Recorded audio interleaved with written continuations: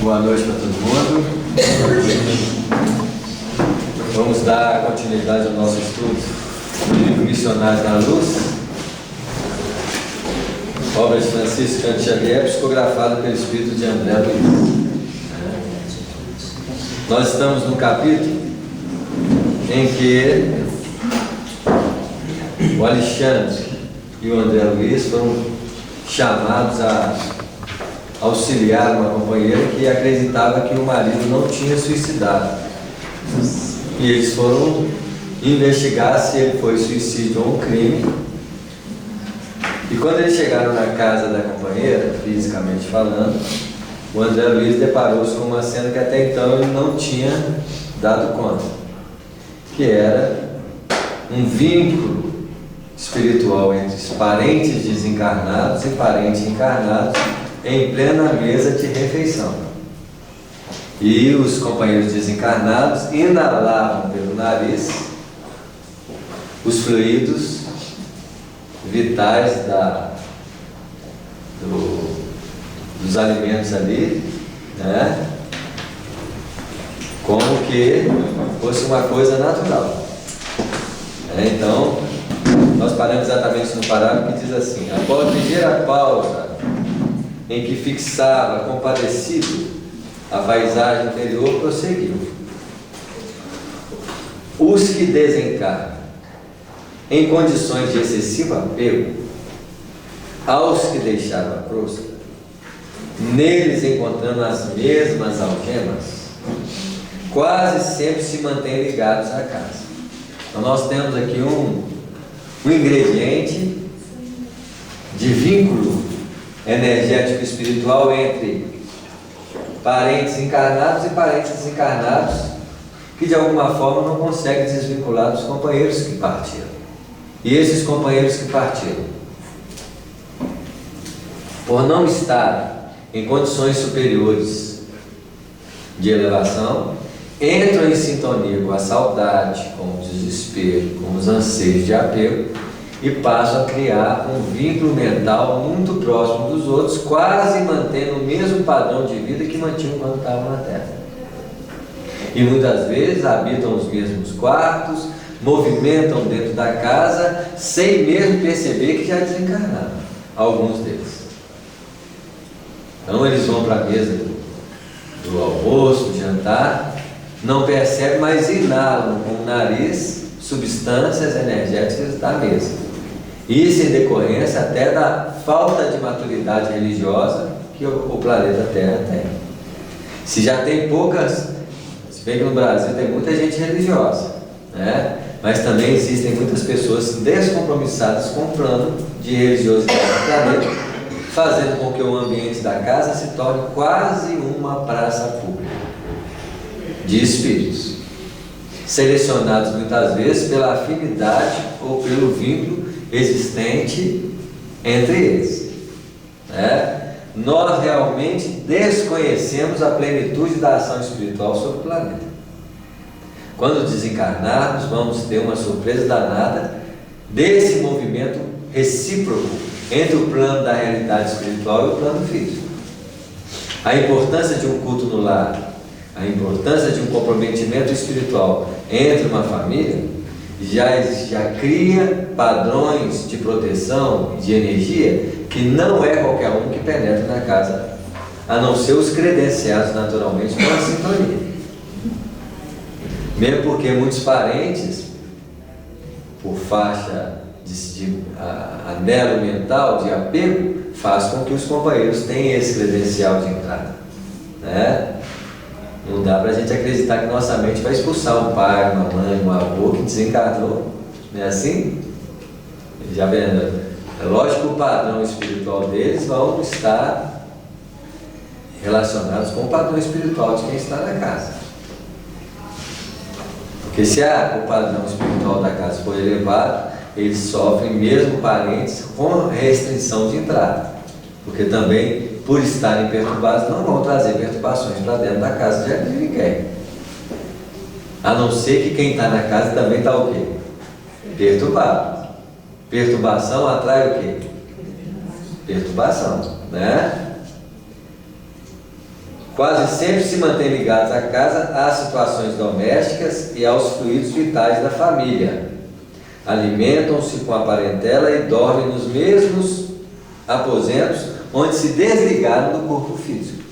Chegam mesmo a sentar nas mesmas cadeiras, né, assim, nas mesmas, achando que ainda são detentores e possuidores da situação. Tem gente que fala mal de medo de espírito, né? Isso mesmo, mas está o tempo todo com eles. Não precisamos ter medo de espírito, porque nós somos espírito também. É ter medo de nós na mesma circunstância. Um dia quem vai passar para o plano espiritual é quem? Nossa. Aí seria um absurdo nós ter medo de nós mesmos. Né? Mas chegam a se alimentar de fato, utilizando-se dos mesmos acepipes de outro tempo? Indaguei espantado, ao ver a satisfação das entidades congregadas ali, absorvendo gostosamente as emanações dos pratos fumegantes.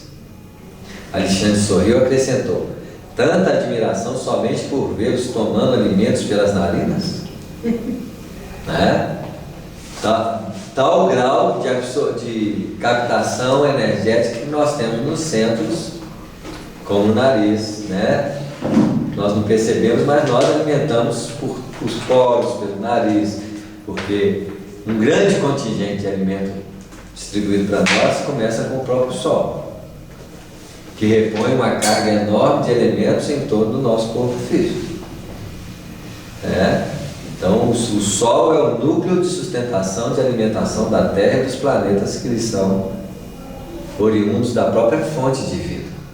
Porque todos os planetas, provavelmente, algumas em exceções, se eles não foram agregados pelas forças magnéticas que atraem planetas e corpos, né, foram elementos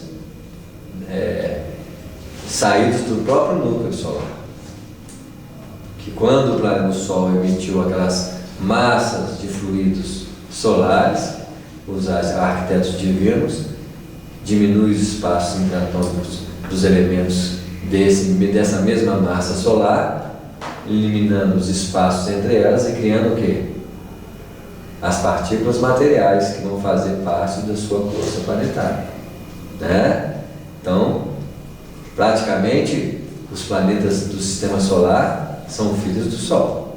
Então, são pedaços do Sol condensado, sob a orientação mental de arquitetos divinos, que faz com que esses mesmos elementos mantenham o próprio movimento do Sol, que faz o movimento em torno de si, e o movimento que ele tem em torno do grande núcleo solar que o alimenta.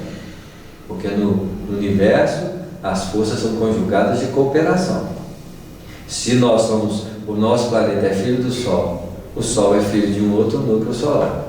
O núcleo solar esse vai chegar até o núcleo do quê? Da galáxia, que é o grande centro de formação de sistemas solares, né? Então, a galáxia, nós podemos dizer, é um mega sistema solar, que produz filhos chamados sistemas solares.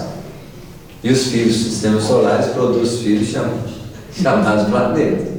E os planetas produzem e dão abertura para que os homens possam produzir filhos. Os animais possam produzir filhos, repetindo a mesma linha de produção que estabelece a criação no âmbito das galáxias. Está claro? Tanta admiração somente por vê-los tomando alimentos pelas narinas, e nós outros? Desconhece você, porventura, que o próprio homem encarnado recebe mais de 70% de alimentação comum através de princípios atmosféricos captados pelos condutores respiratórios? Nós não vemos, mas se nós respiramos com a respiração, nós respiramos, nós alimentamos, né? Chega ao ponto de ter companheiros na Terra que alimentam apenas de prana. São raríssimos esses companheiros, que apareceu até na televisão, né, assim, em que muitas vezes não tem necessidades fisiológicas como a nossa, tem menos necessidade de sono. Nós sabemos hoje, por exemplo, que a nossa carga de sono físico e de cansaço é oriundo da alimentação. Sobrecarregamos demasiadamente o nosso corpo pela alimentação, e isso tem um efeito natural no funcionamento do corpo. Um dos padrões de menos energia, de menos, é o padrão alimentar, além de outros, né, a falta de, o comprometimento com o horário ativo da Terra, e assim sucessivamente, vai aumentando o grau de fazer com que nós nos sintamos dentro de um patamar de consciência, o que nós podemos dizer como sendo cérebro adormecido. É assim? Então, no dia que nós aprendemos a alimentar com equilíbrio, certamente um dos contributos de benefício é a consciência desperta.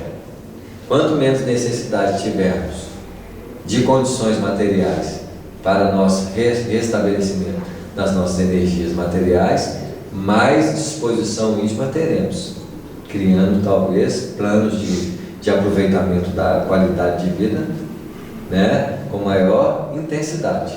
Mas isso é um padrão desenvolvido ao longo do quê? Da própria evolução. Certamente nós estamos caminhando para lá porque a Terra tem que diminuir o padrão material dela. E diminuir o padrão material dela, da mesma forma que aconteceu no nosso lar, uma hora aquela determinação de elevação espiritual do planeta vai chegar na onde? Na Terra. Digo mesmo, talvez nós estamos passando pelas últimas encarnações em que o aspecto alimentar do planeta é tal qual que nós estamos vivendo hoje. Então nós temos que realmente aproveitar, porque daqui para frente não sei o que nós vamos encontrar, né?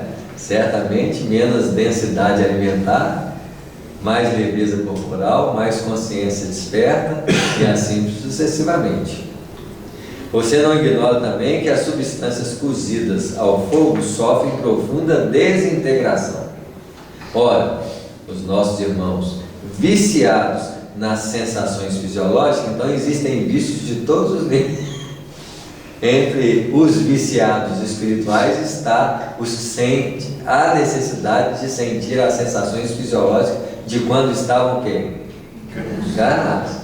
Seja na área do sexo, na área das sensações alimentares, em todas as áreas do fumo, da bebida, né? Então, há um conúbio natural entre aquilo que nós fazemos com aqueles que já fizeram, mantendo esse vínculo nas expressões das obsessões simples, das obsessões intermediárias e das obsessões complexas. Vai depender aí do grau de perturbação e de desequilíbrio que nós fazemos daquilo que deveríamos administrar na nossa vida. Basta ver que nós não somos assim bons administradores nesse sentido, porque na maioria das coisas que nós fazemos é elas que determinam nossas ações, não somos nós que determinamos as nossas ações em relação a elas. O alimento, por exemplo, quase comanda a nossa vida. Grande parte das nossas perturbações são oriundas da alimentação.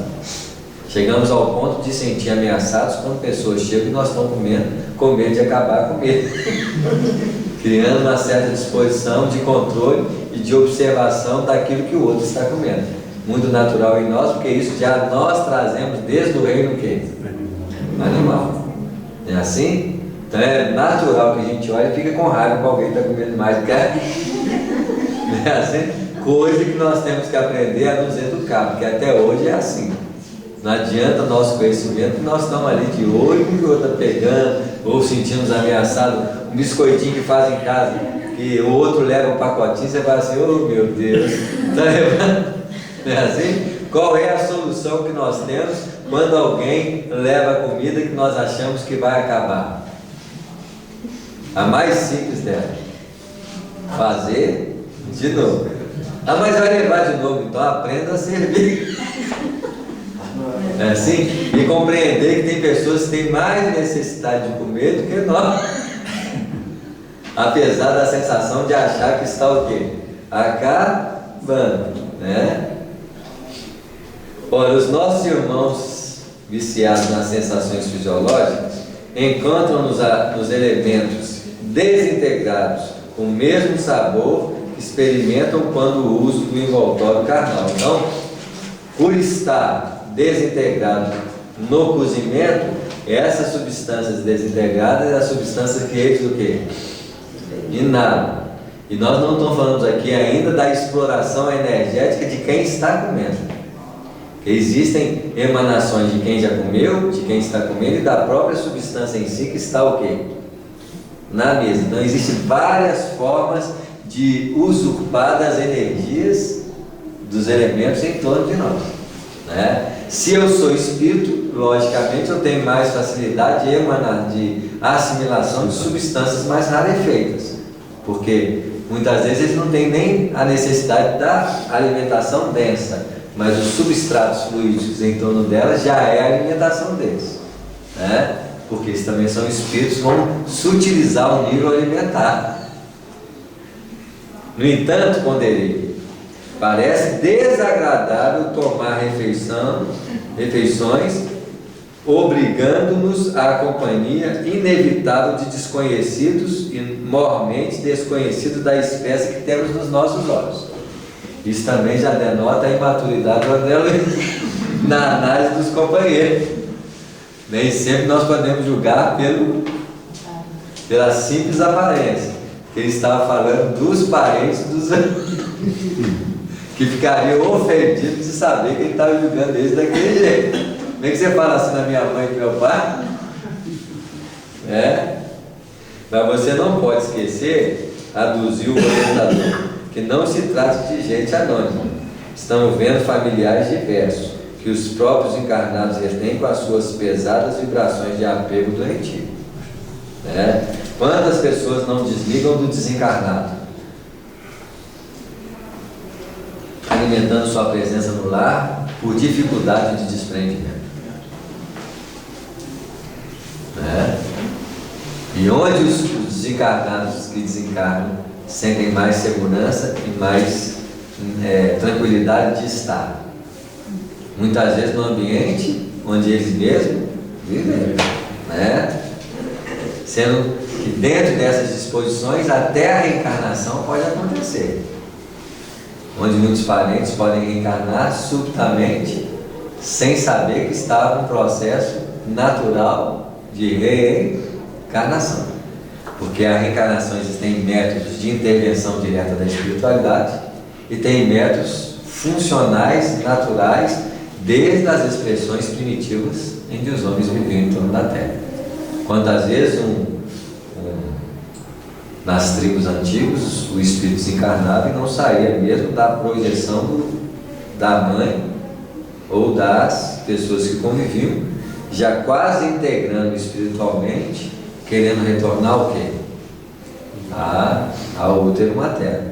Sem saber, a mãe já colocava espiritualmente aquele companheiro até a próxima expressão de fecundação, onde, pela atração natural, a ausência de manutenção psíquica, de pensamento contínuo, que ainda estava sendo elaborado naquelas condições primitivas, fazia com que ele naturalmente entrasse em protoformas espirituais mais primitivas, chegando mesmo a se transformar numa perspectiva ovoide.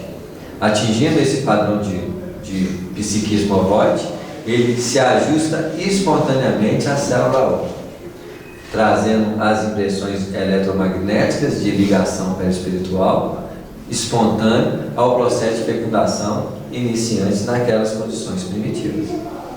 Então, muitas vezes, da mesma forma que existem elementos funcionais naturais em nosso organismo, a fecundação não foge desses parâmetros, nem mesmo a reencarnação mais rústica.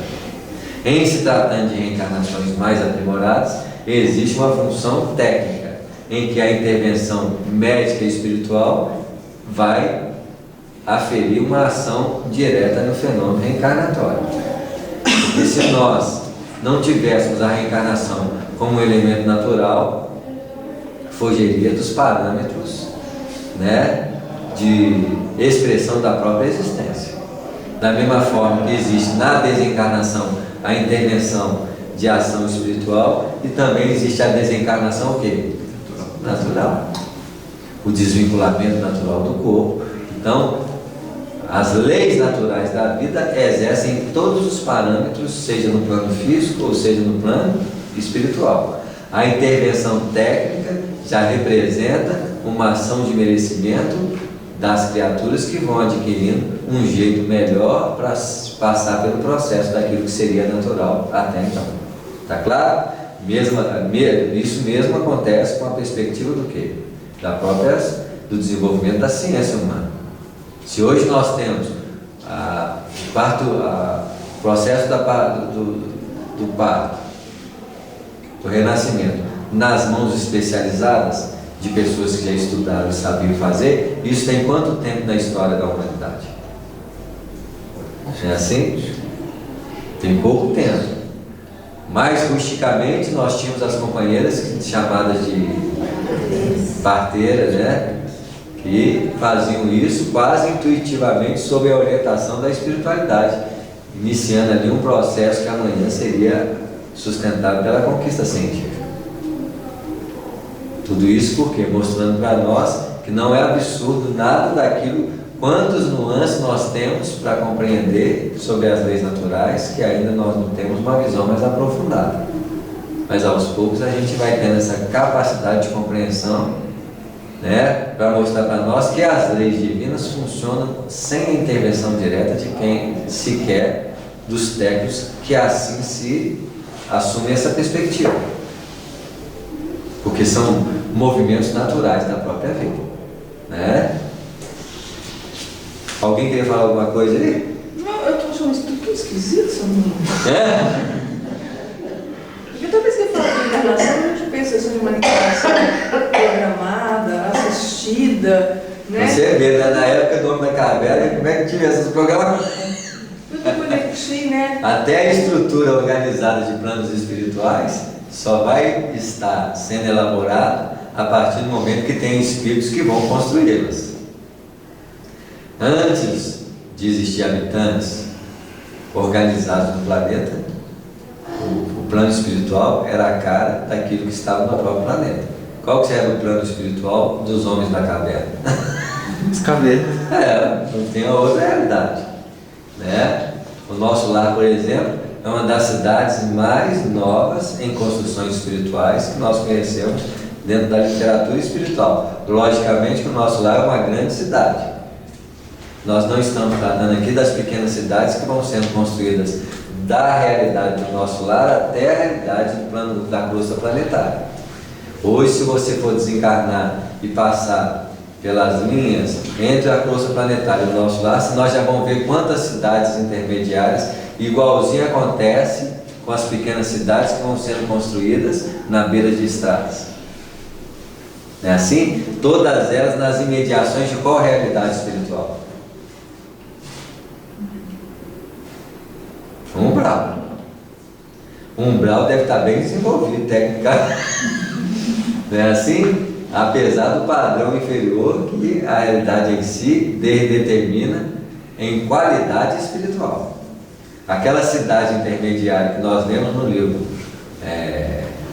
Os Mensageiros já é talvez rodeada de outros tantos postos em que ela já se torna perante eles uma grande núcleo de cidades como existe Belo Horizonte, Sabará, Contagem, assim, não dá para a gente mais avaliar o umbral do jeito que nós avaliávamos. Certamente que as construções são mais rústicas, mais rudimentares em relação aos grandes núcleos espirituais na qual nós estamos tratando da realidade do nosso lar. Lembrando também que o umbral tem diversas faixas vibratórias, né? Tem as das mais sutis até as mais densas, né? Isso mesmo. Se na época dos mensageiros o André Luiz Reis custava achar uma cidade entre o nosso lar, hoje talvez muitas dessas já existem, né? Fazendo um grande desenvolvimento de localização de condições espirituais das criaturas. Tudo é adquirido. Então, por que não existia articulação de núcleos de formação de médiuns antes? E a mediunidade só a ser elaborada, porque tudo antecede do plano espiritual para cá, Os núcleos de formação mediúnica nasceram na onde? No plano espiritual. Depois que tinha médiuns. Então como é que se preparava os sensitivos do passado? Dentro das condições que até então se fazia para desenvolvê-los. Tinha alguma escola de médium? Não. Devia ter instruções no plano espiritual. Na verdade nem chamavam-se médium, né? Pode ter chamado de pitonisas, de sei lá o nome que se dava em cada período daquele, né? Assim, com orientações específicas nas condições evolutivas que os núcleos assim representavam. Deixa eu falar um pouquinho. Certo. Cheguei, né? O indivíduo que está no umbral. O que é? O indivíduo que está no umbral. O indivíduo que está no umbral. Ele pode voltar para a Terra? Pode, se ele não tiver perdido. Por exemplo, como existem várias dimensões no umbral, o André Luiz, por exemplo, estava debaixo da crosta. Ele tinha que compreender que ele estava debaixo da crosta e certamente, vocês acham que tem ou não tem caminho do debaixo da crosta para a crosta? Tem caminho. Tá claro? Ele não sabia. Ele estava numa situação extremamente nova para ele, porque ele até materialista, nem sabia que continuava vivo. Numa circunstância que ele andava e não conhecia.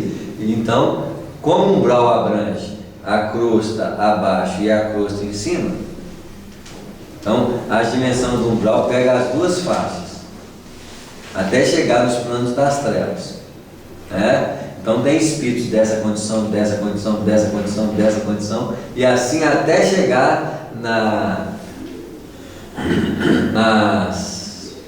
como é que chama? A transição, né? Na transição, que é igualzinho nós estamos saindo de Belo Horizonte para o Rio de Janeiro, nas divisas entre planos. O próprio nosso lar divisa com o umbral exatamente na saída do ministério da regeneração.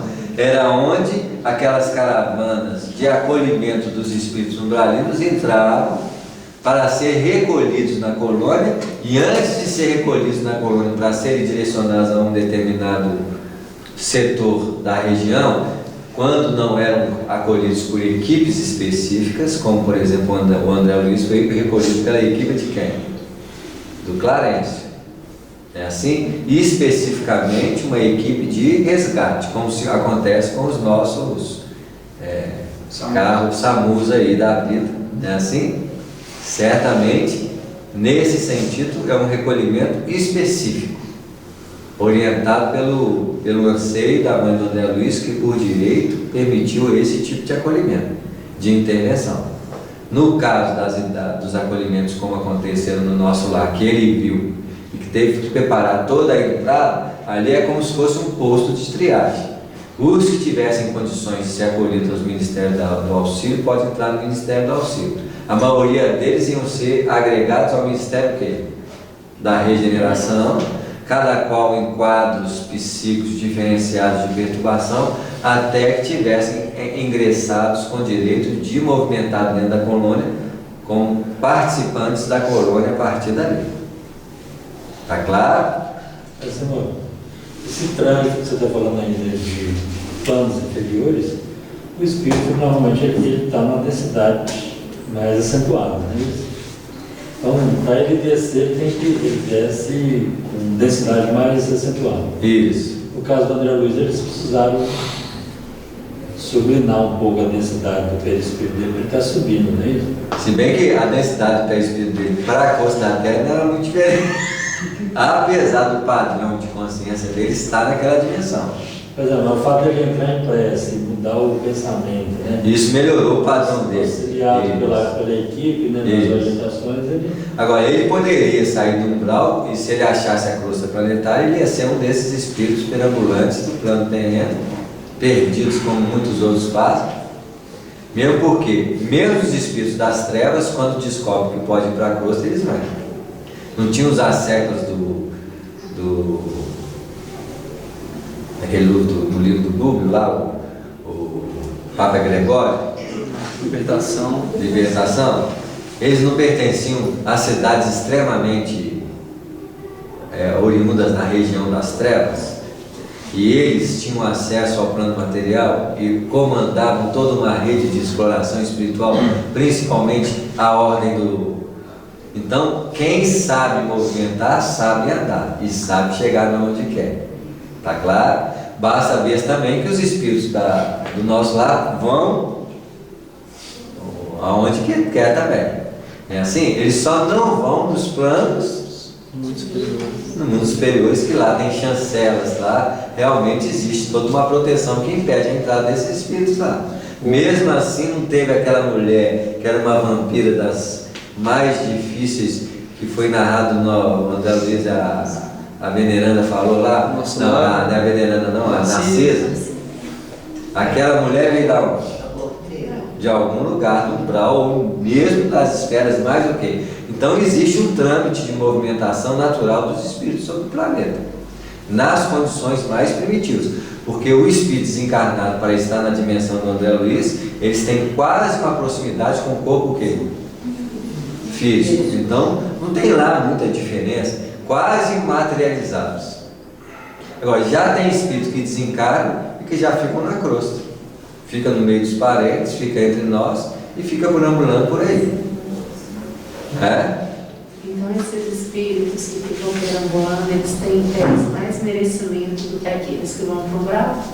Estão menos perturbados no sentido de medo, de desconhecimento, que o André Luiz só estava nessa faixa do umbral porque ele não acreditava na realidade divina e de si mesmo, então ele está abaixo de uma condição humana de viver. Tá claro? Mas se ele achar o caminho de entrar e conversar com alguém e tornar-se natural do umbral, ele já pode achar caminhos de encontro com o quê? Com a crosta. Tá claro? E pode movimentar na crosta naturalmente, mesmo nas condições primitivas que ele se encontrava. O problema é igualzinho a gente. Se eu desconheço e fico perturbado, e se eu estou com muito medo, o que acaba acontecendo? Eu fico ali, tenho medo, estou fugindo dos outros, não é assim? E se eu cair num bando daquele e começar a agir como eles, vão perturbar os outros? É outra postura mental. Chega uma hora que eu falo assim, vão lá em cima comer uma pizza? Lá em cima da onde? O que você está falando? Mas você não sabia que nós podemos explorar a gente que come, não? Não. Mas vamos lá que eu vou te levar o seu e pronto. Você já entrou na engrenagem natural dos desencarnados que ficam agarrados na cruz. Tá claro? E já passam a explorar esses elementos, como esses elementos, esses aqui inconscientes, mas tem gente que é muito consciente para a exploração. Tá claro? Nosso lar é uma colônia que, no meu entendimento, ela está mais em sintonia com a doutrina espírita, ou pelo menos das informações que nós temos da literatura espírita. Isso. No mundo espiritual existem outras colônias tão mais elevadas que o nosso lar. No mundo espiritual ali, e de acordo com a evolução espiritual ou afinidade religiosa de cada pessoa, a pessoa é direcionada para essa colônia. Isso mesmo. Então imagina uma colônia na Índia, na mesma esfera onde o nosso lar está.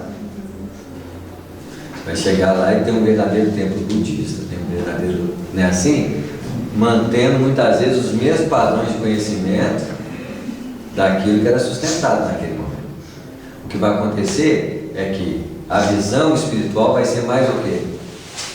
Mais aclarada, não é assim? Então, as colônias mais antigas do mundo estão em quais localidades? Na faixa do nosso lar.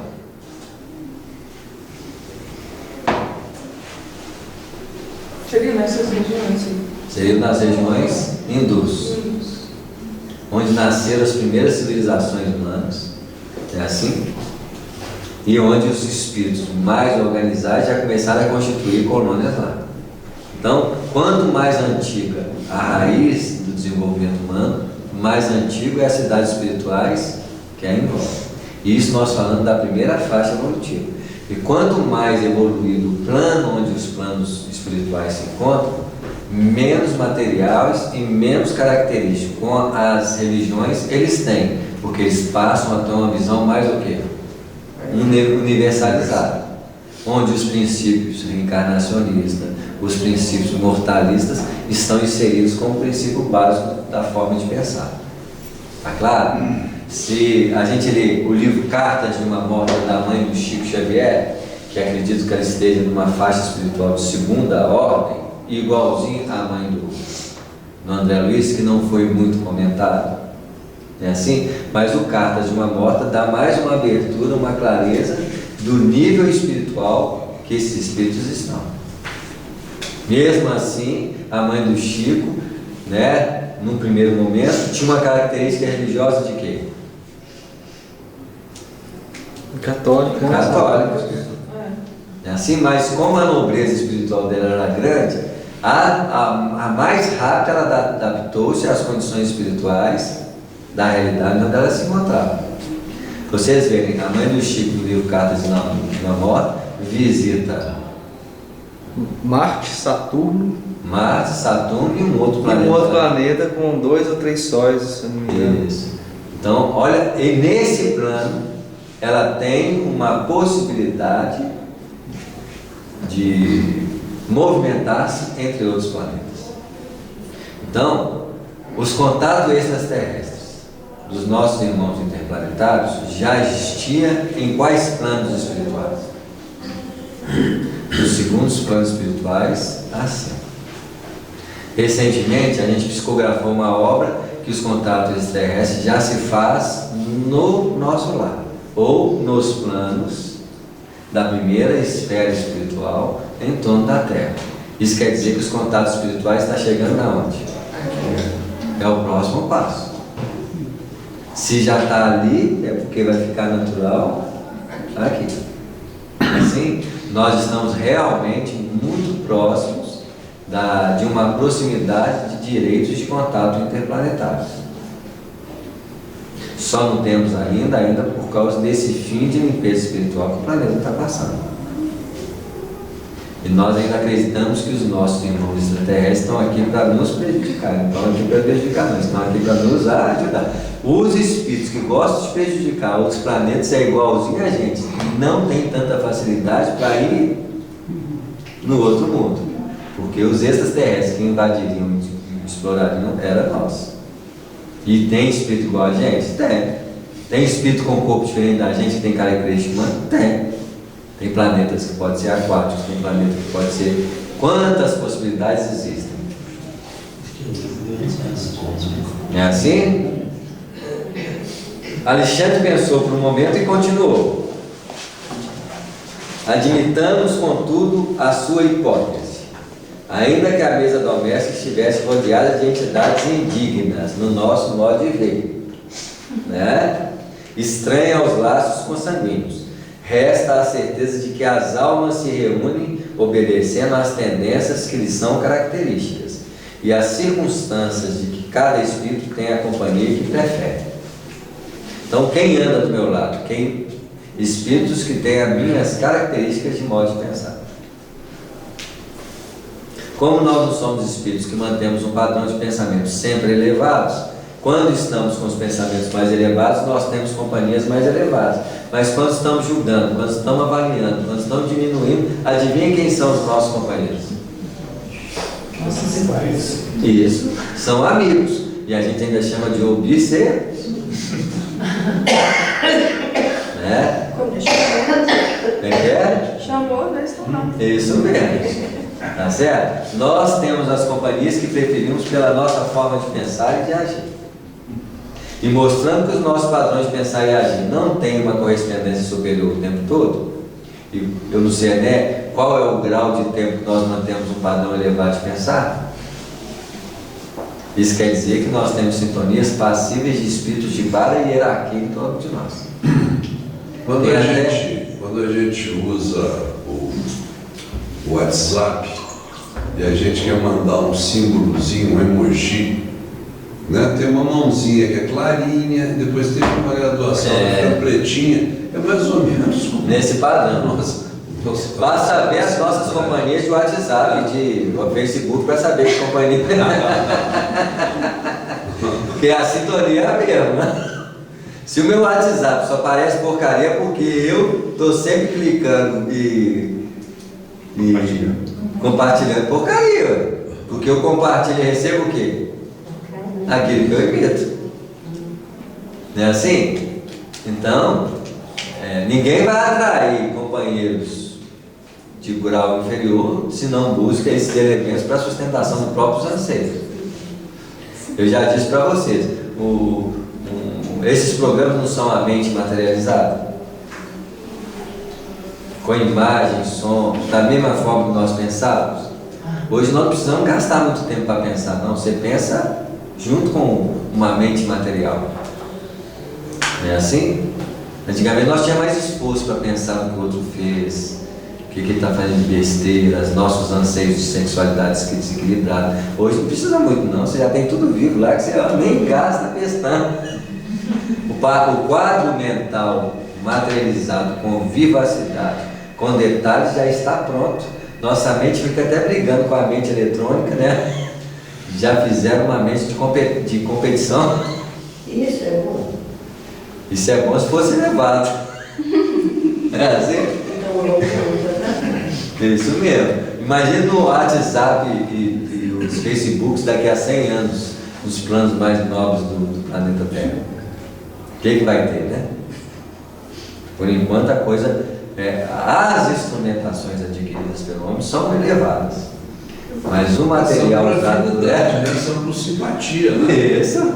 Isso mesmo. Hoje você vê articulações no Facebook de extremas grandezas científicas, de informações espirituais nobres, né? Assim como tem a fofoca, a degradação humana, cada um elege aquilo que quer ver. Né?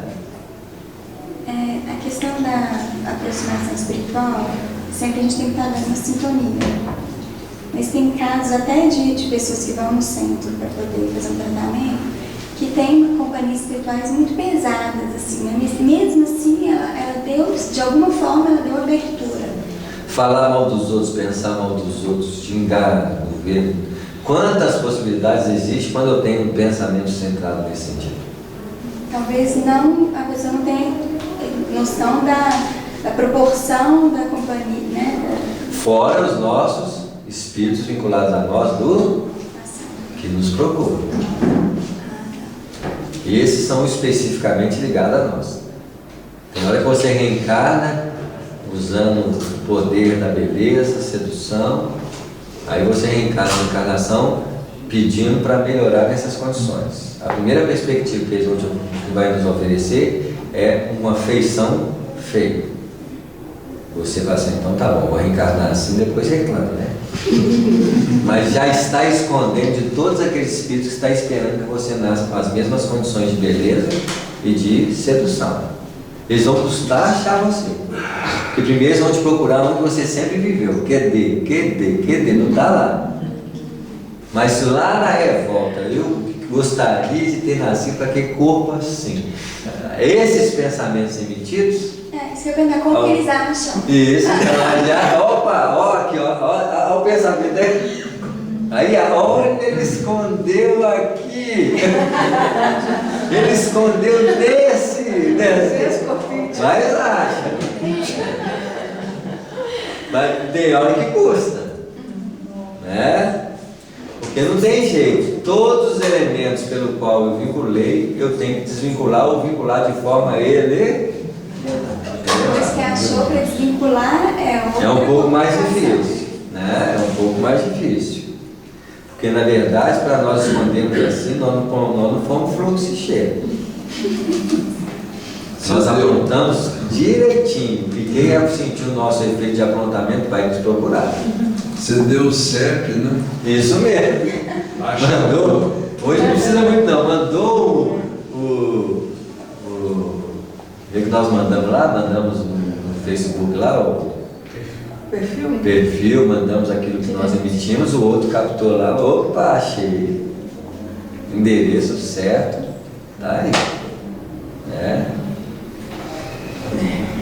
Na verdade, as trocas de fluidos mentais entre as criaturas é muito grande. O Facebook, o WhatsApp, isso aí só são materializações de aquilo que já acontecia no nível mental há muito tempo.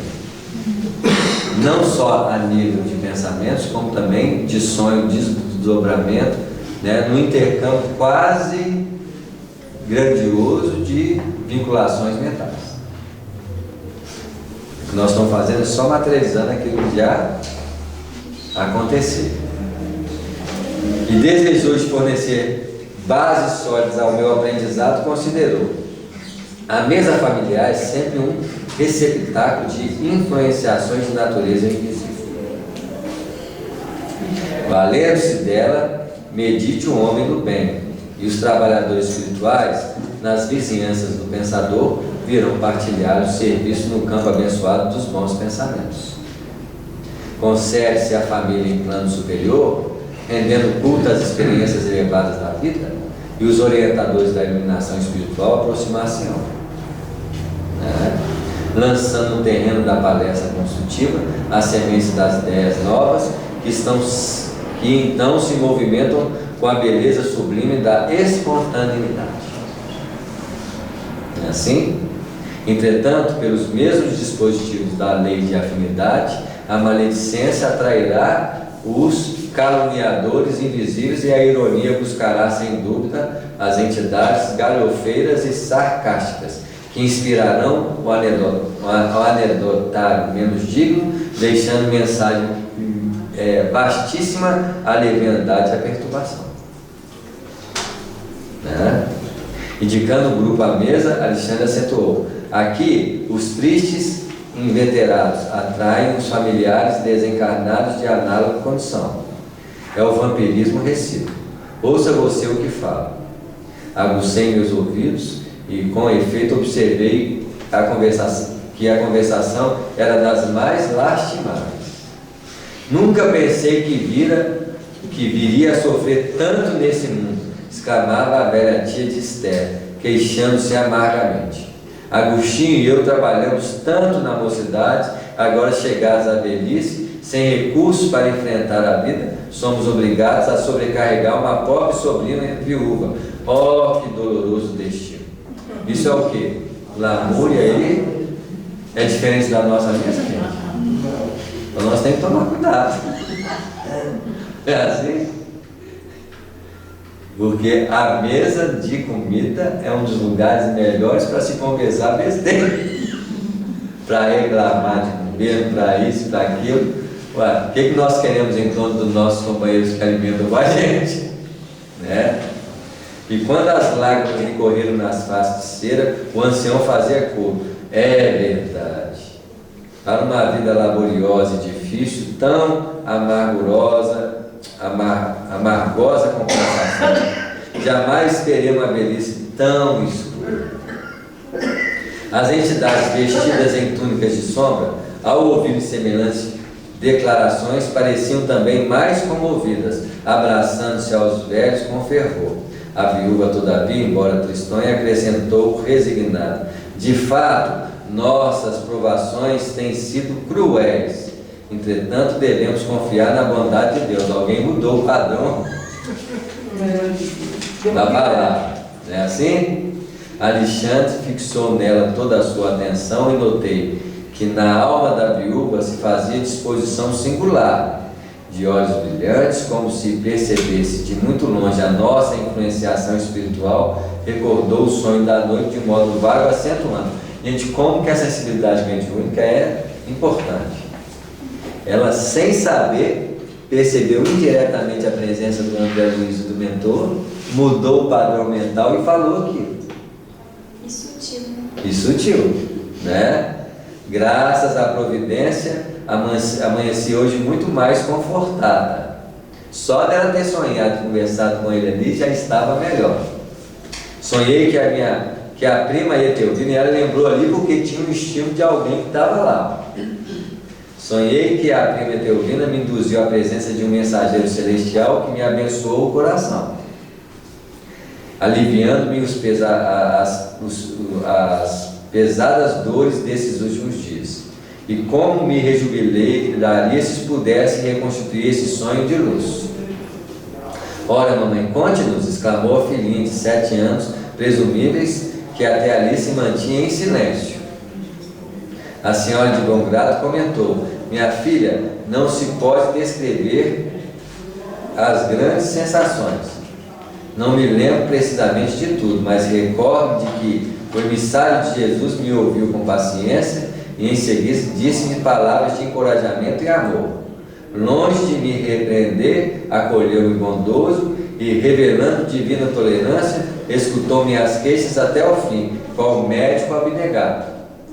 Inegavelmente, levantei-me hoje com outro ânimo.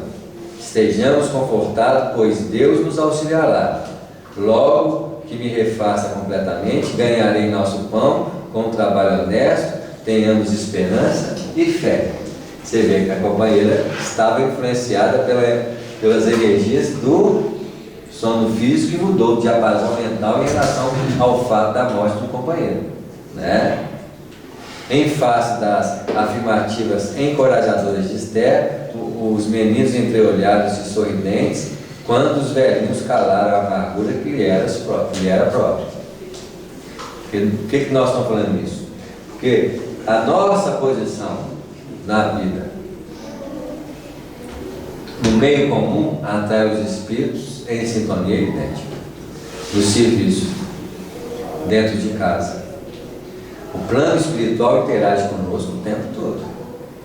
Os padrões de conversações que mantemos com as pessoas atraem espíritos do mesmo teor de interesse daqueles que nós estamos comentando. Uma discussão política, uma perspectiva de degradação da existência material atrai espíritos que estão a favor ou contra.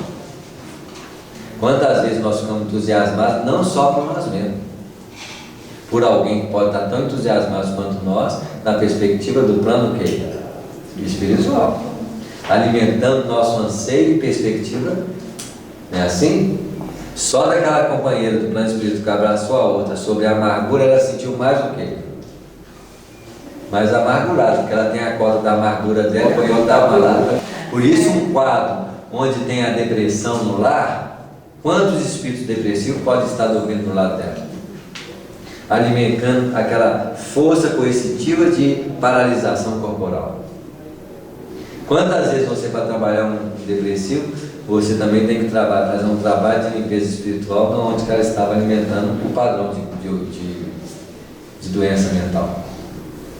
Imagina um hospital psiquiátrico. Gente, nós ainda não temos a ideia muito clara das situações, né? Nós temos uma ideia clara daquilo que nós compartilhamos na realidade existencial material. Mas se você for para as regiões lá da rodoviária e dar uma volta naquelas ruas, o que nós vamos encontrar? E você acha que aqueles companheiros ali estão infelizes? Estão do lado dos companheiros, das companhias que elegem conviver. É assim? Por que nós estamos sentados aqui nessa noite? Olha o padrão espiritual desse ambiente. Adivinha quem são os espíritos que estão vindo aqui? Então, olha a fala do nosso companheiro. Quer dizer, já passou muito?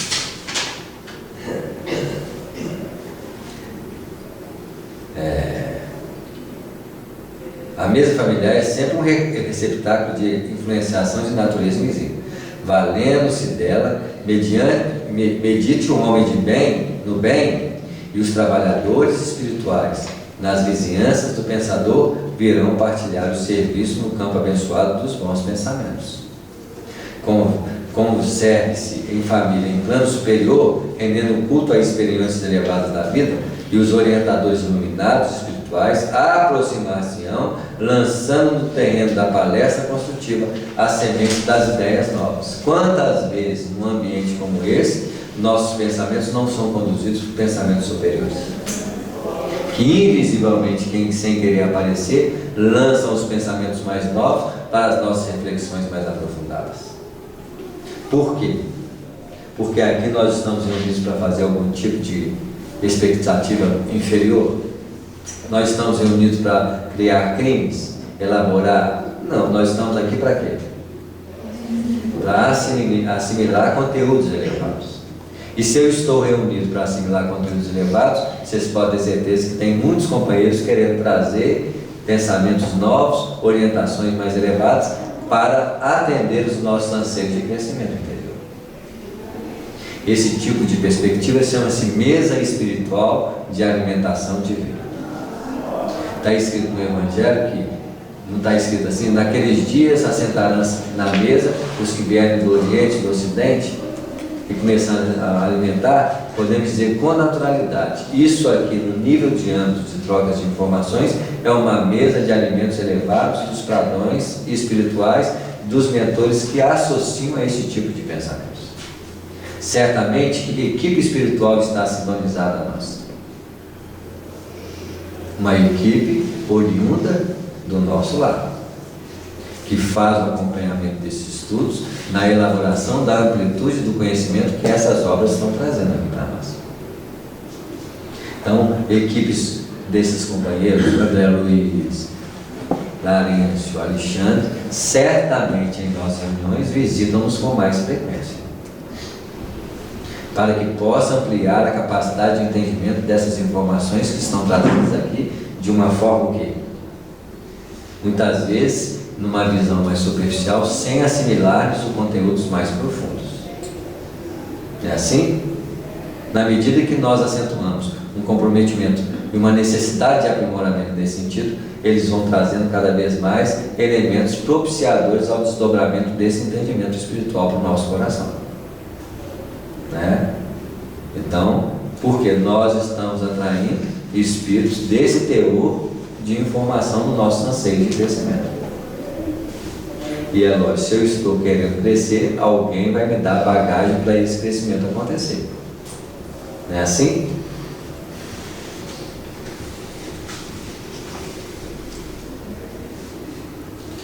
Desejei fazer-me visível aos companheiros desencarnados sem luz, que se movimentavam no recinto, de maneira a palestrar com eles, sondando-lhes as experiências. Mas Alexandre dissuadiu-me.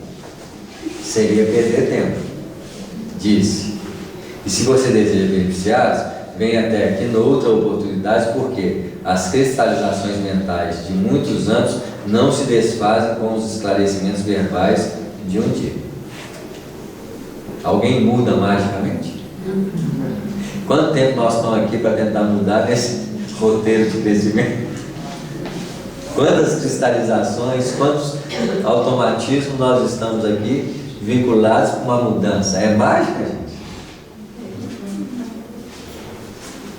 No momento, nossos objetivos é diverso. Então nós não estamos aqui para isso, nós viemos aqui para um objetivo específico. Né? No plano espiritual não se improvisa auxílio da forma que nós improvisamos no mundo da Terra. E quantas vezes nós metemos os pés pelas mãos pelo auxílio de improviso?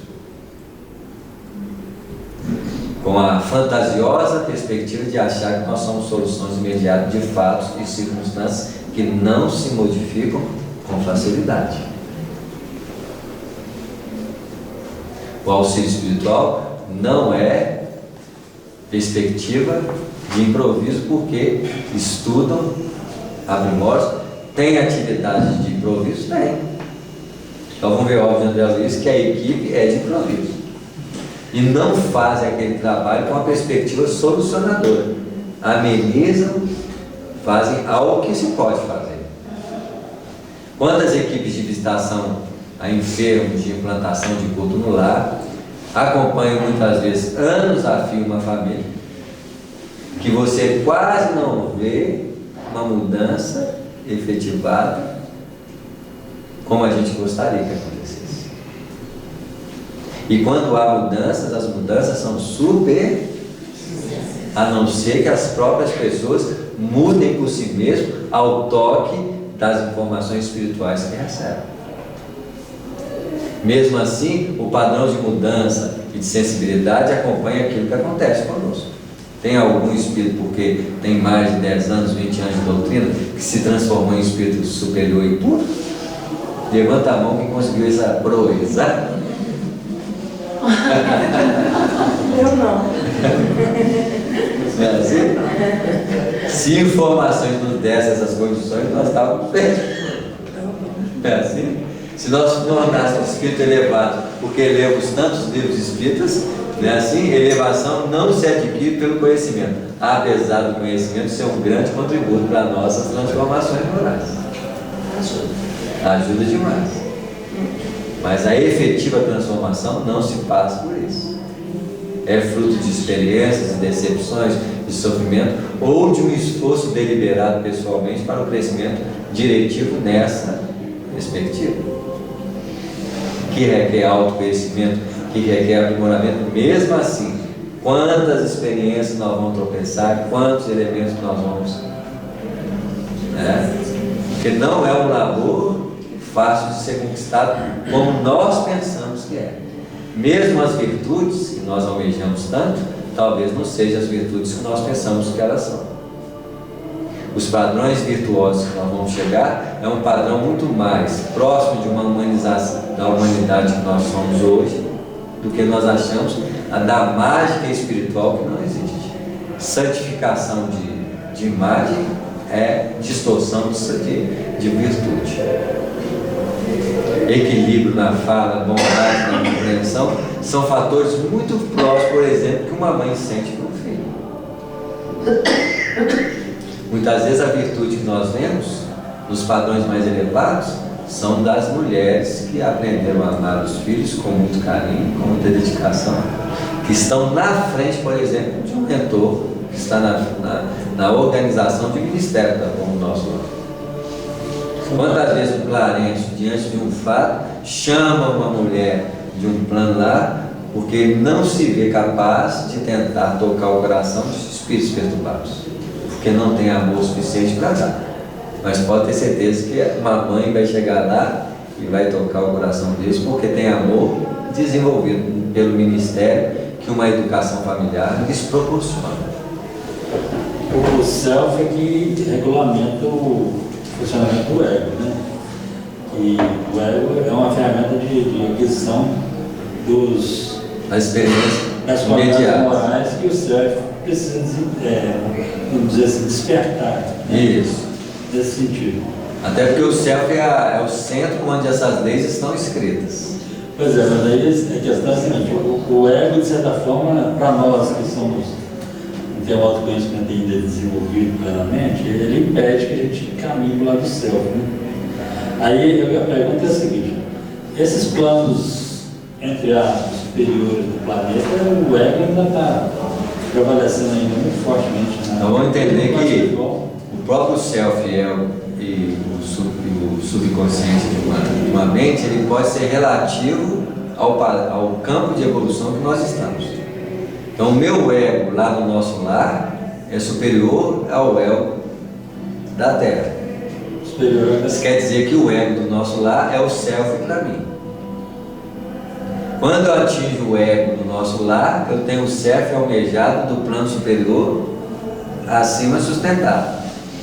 Quando eu atingo o self do plano superior almejado como a mãe do André Luiz, ela já está no ego daquela estrutura fundamentada, almejando o ego de uma estrutura superior que para ela é o self, porque tudo é relativo à condição espiritual que nós nos encontramos. Então, quer dizer que se eu, por exemplo, se eu começar a quebrar o ego nesse padrão mental superior, automaticamente o self ele vai desenvolvendo um padrão mais elevado. O self vai aproximando para se transformar em ego, e eu almejo um novo self, que é o padrão superior daquilo que eu quero atingir. O que é o self? Self é uma coisa entrar na história de self. É uma estrutura da mente, é um nome que se dá à estrutura da mente naquilo que nós chamamos de superconsciente. Então o superego, o superconsciente tem o nome de self, né? E o ego tem o nome de personalidade, ego e personalidade. O ego é muito mais usado como nomenclatura do Oriente do que a estrutura mental da sociedade ocidental, que é chamada de personalidade. É a mesma estrutura. Mas é o meu próprio eu, o self. O self é o que é mais próximo do seu próprio eu, do seu próprio eu. O seu eu é muito mais profundo que o próprio self. Chama de eu superior, né? Isso. Em Samuel. O eu superior, né? Isso. O meu eu superior pode ser subconsciente de Jesus. Eu acho que a foto é mais grande. Tá claro?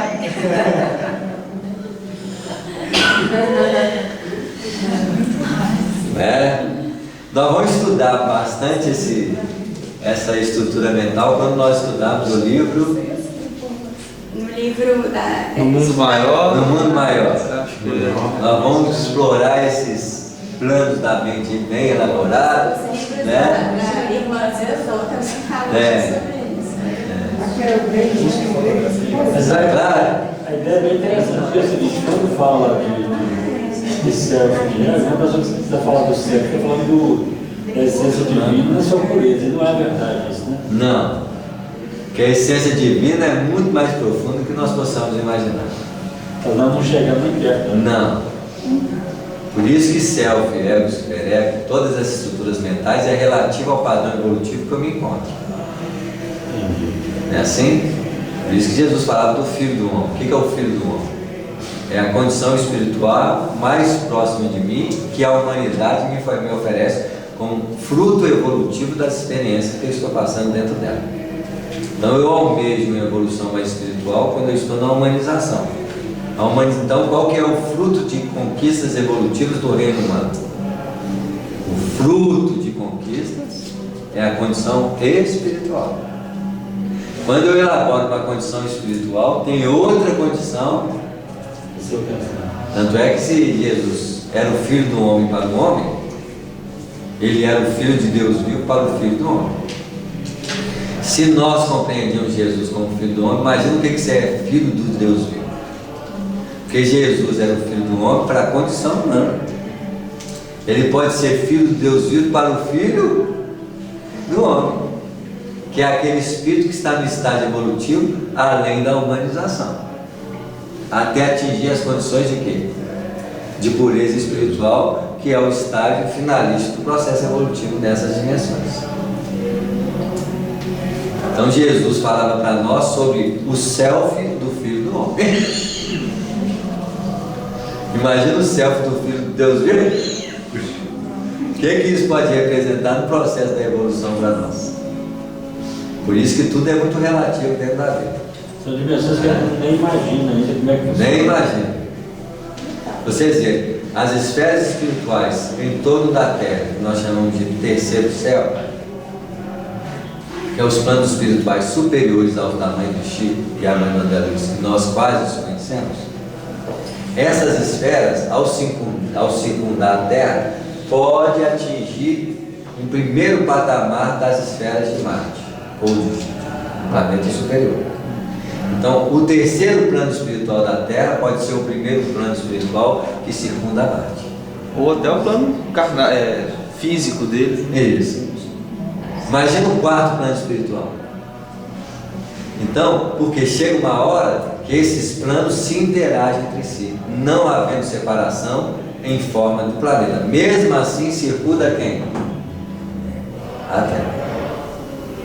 Quem habita, por exemplo, o terceiro plano espiritual, talvez pode nascer encarnado em Marte, não diretamente na Terra. Talvez seja mais fácil nesse plano eles nascerem em Marte e nascerem na Terra com missão extraordinária. Tal o grau de relatividade daquilo que nós estamos olhando como patamar, porque nada é fixo no universo. Só fixo mesmo nosso corpo agarrado nessa terra, pelo grau de peso equivalente ao padrão evolutivo que nós nos encontramos. Tanto assim que a própria lei gravitacional do planeta faz o que com a gente? Nos puxa. É assim? Muito bem. Nosso tempo esgotou.